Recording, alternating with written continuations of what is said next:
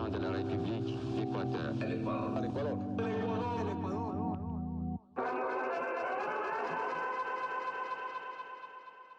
Hola a todos, buenos días Buenas tardes. o buenas noches, dependiendo del uso horario en el que nos estés escuchando. Bienvenidos a una sesión más, un capítulo más de la historia con Wi-Fi. Mi nombre es Johnny Manrique Mi nombre es Leonardo Waldo. y estamos para contarles otra pequeña, enorme, gran curiosidad sobre un mal que azotó al país y cuyo epicentro fue Guayaquil. ¿Has escuchado algo de la fiebre amarilla, Leonardo? ¿Tiene algo que ver con que Barcelona haya quedado campeón? Una marea grande, seguramente que sí. Algo muy contagioso, seguramente que sí. Y que disparó los casos de contagios, está por verse en el próximo año. Sin duda alguna, la fiebre amarilla azotó al país en diversas ocasiones. Sí. Sufrimos de piratas, sufrimos de catástrofes naturales y pestes también. Incendios como bestias a lo largo de la historia de Guayaquil, más que nada. ¿Y por qué? ¿Por qué siempre Guayaquil? ¿Por qué somos tan salados? Si vamos para atrás y revisamos la historia, que para eso también venimos, nos encontramos con diferentes facetas y el golpe de la fiebre amarilla fue sin duda uno de los golpes más fuertes en la historia de la ciudad de Guayaquil. Entonces, Leonardo, ¿qué pasó? Pues debemos de darnos cuenta, primero que nada, que Guayaquil, al ser un puerto estratégico, básicamente para la distribución de diferentes alimentos, de servicios a toda Sudamérica, de parte de Europa, de Asia y viceversa, nosotros hacia allá, hay un gran flujo de personas, de navegantes y que a su vez ellos traen tanto como cosas buenas como sus costumbres y tradiciones. También nos han traído algunas que otras enfermedades, como la fiebre amarilla. La fiebre amarilla se convirtió en una pandemia que tenía entre los síntomas dolor de cabeza, escalofríos, tenía una coloración amarilla en el cuello y en el pecho, Wow. una fiebre alta, somnolencia, hemorragias y un vómito negro. ¿Tú qué harías si vomitaras de color negro? Yo he escuchado de muchas personas que luego de que ingieren bebidas alcohólicas de ron y una cola negra, tienen ese tipo de vómitos, pero como una enfermedad sería terrorífico. Aunque escuchándote, notamos cierta similitud con lo que pasa con el COVID y en parte con el paludismo y el dengue. Sí, o sea, y lo peor de todo es que no solo es los síntomas, sino lo que causó en sus distintos golpes a la ciudad ya en el siglo XIX, a inicios del siglo XX también, eh, que no solamente están saturados los servicios de salud, sino que por lo tanto moría gente, había cuerpos en la calle. Espérate. No estoy hablando de 2020 marzo en Guayaquil, estoy hablando de 1918. Ay, qué coincidencia. Sí, ¿por qué Y- siempre Guayaquil? Y el aparato o el sistema de salud no estaba preparado ni apto para este tipo de acontecimientos. Si hoy en día no estábamos preparados para algo así peor, mucho peor, en esa época en la que Guayaquil era básicamente lo que hoy conocemos como el centro de la ciudad y de ahí manglares y zonas que no están en condiciones para ser 100% habitables. Ok, hasta ahora la historia se pinta un poco trágica. ¿Cómo va evolucionando la historia de la fiebre amarilla en Ecuador? Sé que la fiebre amarilla no solo azotó al país, sino que tuvo repercusión en América Latina y en Centroamérica. Pero ¿cómo llega a Guayaquil? Pues a través de los navegantes, principalmente, los navegantes llegan con la fiebre amarilla y rápidamente se esparce en Guayaquil. El primer gran golpe es en el siglo XIX, alrededor de 1840 y algo, 1841, 1842 más precisamente, en los cuales Guayaquil en esa época no tenía más de 13.000 habitantes y de ahí empieza a haber muchos contagiados y las muertes llegan a ser 240 fallecidos, lo cual es una cifra alta si nos ponemos a contar que son 13.000 habitantes en ese entonces en Guayaquil. Y no teníamos los suficientes barcos para parquearlos en el puerto y así impedir que llegaran nuevos extranjeros. No, creo que no teníamos a una mano dura en ese entonces que estuviera al poder de esa toma de decisiones en la ciudad.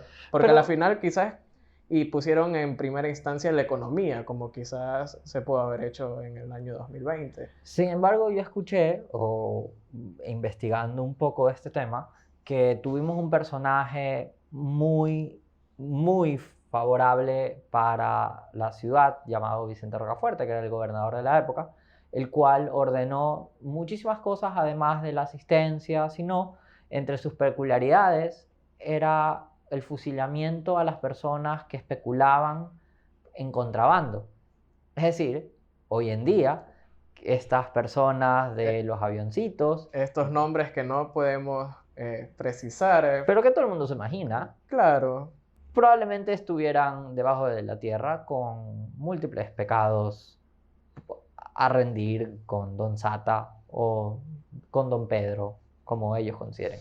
Sin embargo, los factores relacionados a las fundas de cadáveres, a las medicinas con sobreprecio. a todos los contratos de emergencia, Vicente Rocafuerte habría emitido una orden bastante severa. Y adicionalmente, Vicente, mi gran amigo, que no lo he visto hace mucho tiempo, ordenó la construcción de un hospital muy grande y un panteón metropolitano o un cementerio para enterrar a las personas que fallecían de esta catástrofe. Adicionalmente, sabíamos, o Vicente Rocafuerte ordenó que estas personas que tenían condiciones o se habían contagiado pudieran lavar la ropa en el estero, porque la situación era descabellada. Se quemaban personas, se dejaban botadas personas, perdón, cadáveres en la calle, y era una situación muy similar a lo que vivimos en 2020, en marzo, para ser muchísimo más concreto. Pero hasta ahora todo es fúnebre. Sí, después de este gran golpe de la fiebre amarilla en Guayaquil, pasan algunas décadas hasta que vuelve a haber otro gran golpe, otra gran infección masiva en la ciudad, más precisamente en el siglo XX. Ya estamos situados en 1916, 1918, y es aquí donde entra un personaje histórico, pero que no muchos conocemos más allá que el nombre de una calle. ¿Tú has Güey, escuchado de Hideo Noguchi? Noguchi, Novita, Noguchi, la calle en el centro. Sí, Hasta centro ahí. sur de Guayaquil. Noguchi, Gucci-bu. Creo que es un plato japonés. No, Pero no conozco Noguchi. ¿Qué pasó con Noguchi? ¿Quién es Noguchi? Noguchi fue un gran doctor, una eminencia en el mundo de la medicina, japonés, como puede llegarse a notar por su nombre, que llega a Guayaquil en 1918, pero creo que estamos avanzando muy rápido en cuanto a la vida de Noguchi, porque creo que es una persona tan inteligente y que tiene tantas cosas interesantes de las cuales eh, se puede hablar, que hay que recapitular un poco en cuanto a la vida de Noguchi. Ok, Noguchi nace en Fukushima, una ciudad que siglos después, bueno, décadas después, iba a ser golpeada por Estados Unidos y una pequeña bomba nuclear. pequeña, ok. Eh, Nace en 1875, 1876, perdón. Hay algunas discrepancias con la fecha exacta, unos dicen que noviembre, otros dicen que octubre. Noguchi era una persona muy pobre, su madre trabajaba en 2, en 3 trabajos, ella misma tenía que sembrar la comida, las verduras que tenían que comer en su casa. Entonces, en uno de estos momentos, entre comillas, libres, en los que ella iba y recopilaba las verduras en su patio trasero, ella deja hirviendo una olla de agua en un fogón en el mismo cuarto donde estaba durmiendo en ese momento Hideo. Ya, Ya cuando regresa se encuentra con una escena horrible en la que prácticamente su hijo estaba quemado por el fogón, por lo que la mamá se pone a pensar, ok, no puedo dejar que este muchacho vaya a trabajar en el campo, entonces tiene que dedicarse al 100% en sus estudios. ya, Entonces el niño empieza a ser un prodigio, le encanta la enseñanza que le dan en la escuela y no solamente eso, sino que busca instruirse por otros medios a pesar su, de su pobreza, por así decirlo. Es Ok, decir, tenía que recurrir a que algunos profesores y compañeros le puedan ayudar con libros. Tenía un gran amigo que el papá le ayudaba a cubrir algunos gastos de su educación, ya que estaba al tanto de que Hideyo no tenía el dinero suficiente para comprar que los libros, que esa gran lista de útiles escolares que hoy en día nos pueden dar a nosotros en nuestras universidades o colegios o escuelas. ya. Imagínense para esa familia. Eh, Hideyo Noguchi precisamente no se llamaba Hideyo, su nombre era Seisaku. What? Ajá, Así como el alias, así, como Jorge no sé cuánto, alias Rasquiña. no tan precisamente de esa manera, pero él nace llamándose Seisaku y toda su vida hasta los 21 años él era Seisaku Noguchi y de ello no existía. Ya. Pero ¿qué es lo que sucede? Que él ya una vez terminado el colegio, terminada ya la universidad, que se gradúa de médico a los 20 años, Ujú. lo cual es algo impensado, ya que tengo 25 actualmente y sigo estudiando mi carrera. Eh, Dejamos los lamentos para otro capítulo. sí, Muchas gracias, Leonardo. eh, bueno, Seisaku empieza a leer un libro en la que hay un personaje, el principal, que es un médico que también se llama Seisaku, y él se reconoce dentro de ese personaje porque él era, en cuanto a sus características negativas, pero hay algo que a él no le gusta y que odia por completo de ese personaje, y que era su vagancia. Seisaku se comprendía y se entendía a sí mismo como una persona que era mucho más que un simple vago de un personaje de la literatura japonesa. Entonces, en ese momento, él consulta a sus grandes maestros y les dice, oye, no me quiero parecer a este sujeto, me voy a cambiar de nombre, básicamente algo así. Es como que salga mañana una Ajá, serie y el protagonista sea un asesino y se llame Leonardo y tú no te sientas muy feliz con eso y que te cambies los nombres. creo que es un cambio para bien lo de Seisaku, ya que Hideyo, que sería el nombre que él decidiría adoptar, significaría sabio del mundo. Pero, ok, estamos hablando de la fiebre amarilla, estamos hablando de un estudiante, un doctor prodigio. ¿Y en qué momento estos dos caminos se encuentran?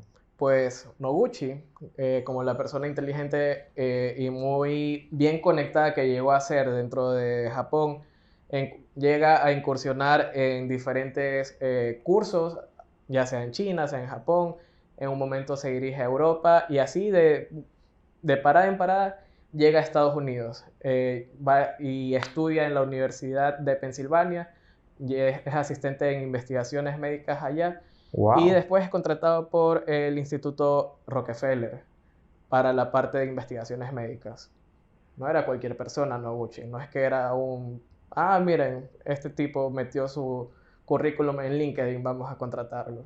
Era una Ah, persona que además tenía vastos conocimientos y que los iba aplicando, ya que eh, a- cuando tenía 25 años, 30 años, él ya había descubierto lo que era el germen que ocasionaba la sífilis, que era una enfermedad misteriosa que ocasionaba muertes, que causaba distintos trastornos y nadie sabía qué era lo que pasaba ahí.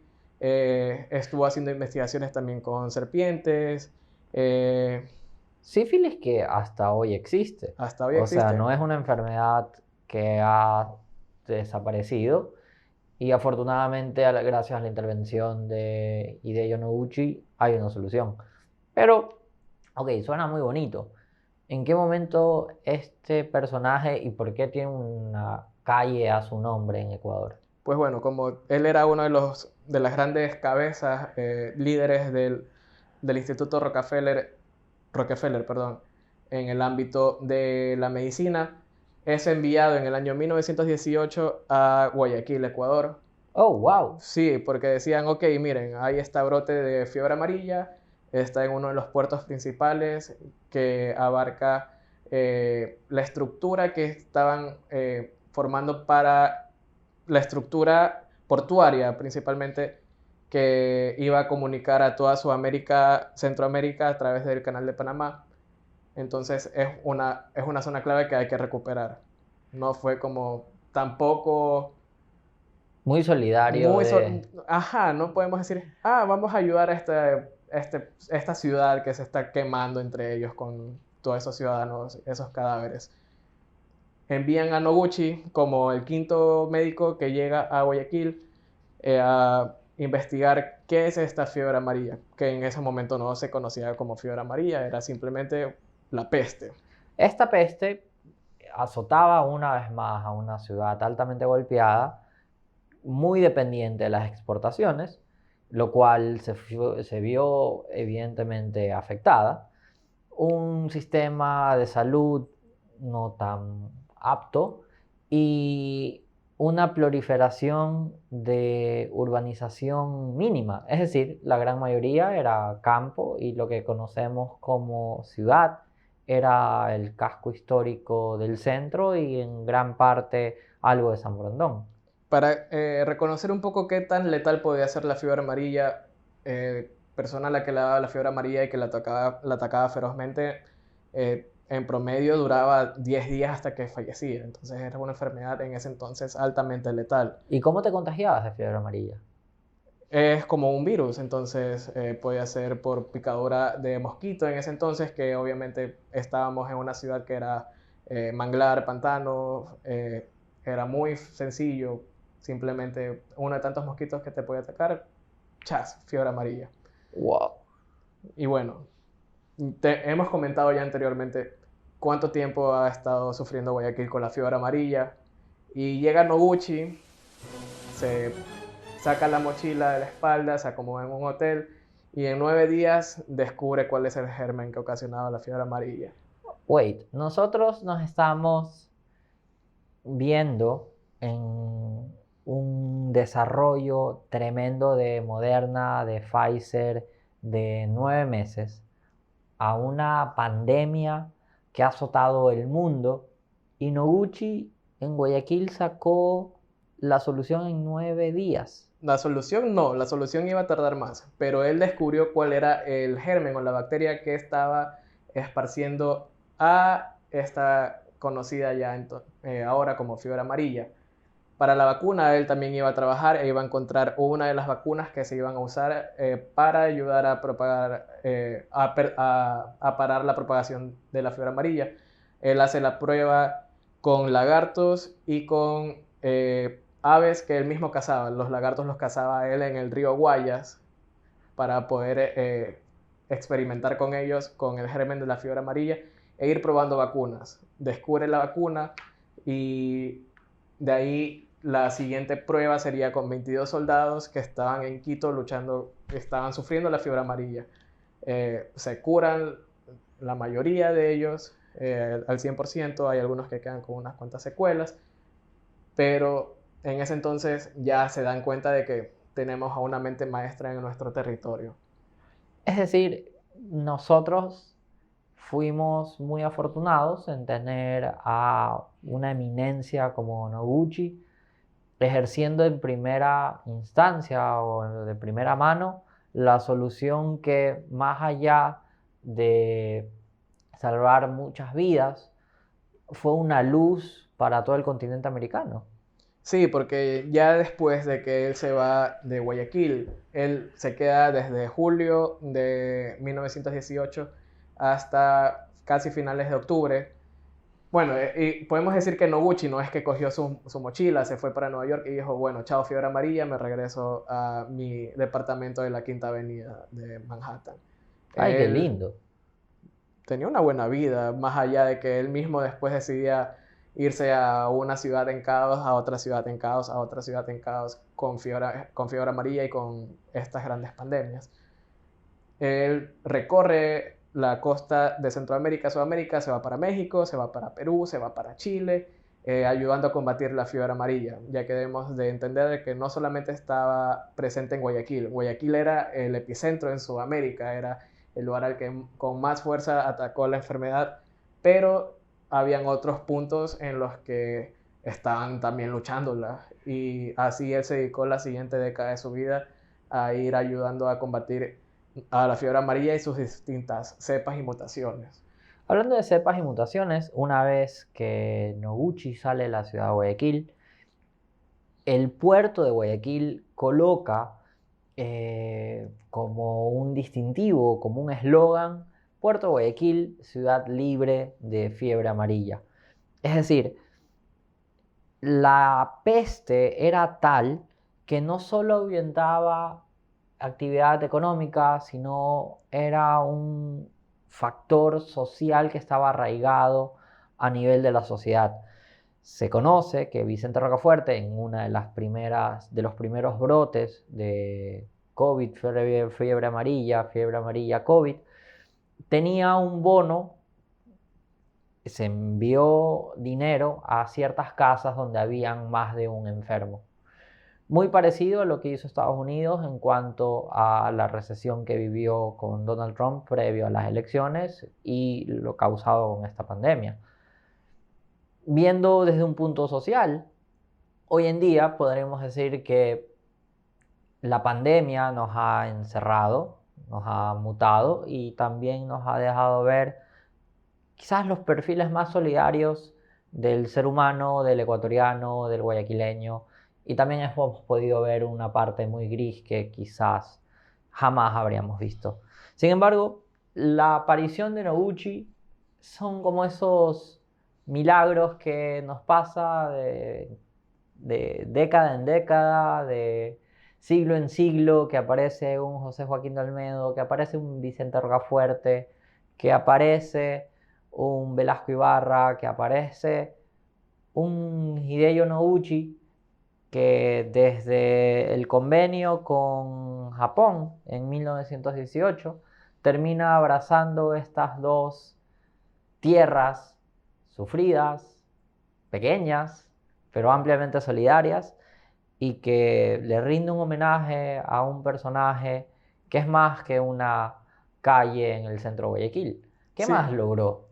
debemos entender que Noguchi llegó a tal nivel de reconocimiento en Ecuador que el mismísimo presidente Alfredo Baquerizo Moreno en ese entonces decidió nombrarlo, conmemorarlo con el título de coronel honorario, obviamente, coronel honorario de salud del ejército, lo cual no era cualquier cosa porque también le entregaron un uniforme como símbolo de agradecimiento y un sable. Sé que en el Teatro Olmedo organizaron una despedida donde la multitud local fue a despedir de probablemente uno de los héroes que hoy no tiene la fama que se merece ni el reconocimiento respectivo. En cuanto a esa multitud local en el Teatro Olmedo después de 4 meses de que él haya llegado, ¿tú crees que hayan ido con mascarilla? Yo creo que no. ¿Haya Y habido no, distanciamiento social? creo que tampoco. Si ayer quedó campeón Barcelona y teníamos las ciudades llenas, sobrepasando el toque de queda, quizás la emoción por despedirse de Noguchi también habría sido de la misma manera. Una fiebre amarilla. Si lo atamos a eventos históricos, como Noguchi lidió la relación entre un país pobre, un país afectado, y ser enviado por el Instituto Rockefeller. Hay lazos entre Estados Unidos y Ecuador desde hace mucho tiempo. Hay factores relacionados entre Japón y Ecuador. Y asimismo hay un notorio agradecimiento a lo que una vez sucedió en esta querida ciudad de Guayaquil, que ha sido afectada por múltiples pandemias y ha sido el epicentro de múltiples pestes. Sin embargo, siempre logramos destacar la valentía, la solidaridad y la luz de múltiples personajes que han llevado a la ciudad de Guayaquil, al país Ecuador, a donde está. ¿Tú crees que Noguchi ya habría encontrado la cura al coronavirus? Seguramente sería uno de los científicos más peleados por Moderna, Pfizer o probablemente la inyección rusa. ¿Tú crees que si en 1918 hubieran tenido redes sociales, también habría salido a la luz estos movimientos antivacunas a decir, no se pongan la vacuna a la fiebre amarilla? Estados Unidos, Japón y los países nórdicos o lo que sea nos quieren controlar a través de la vacuna. Creo que es muy fácil opinar ante una negativa o con una postura muy radical cuando no sufres de primera mano un vómito prieto.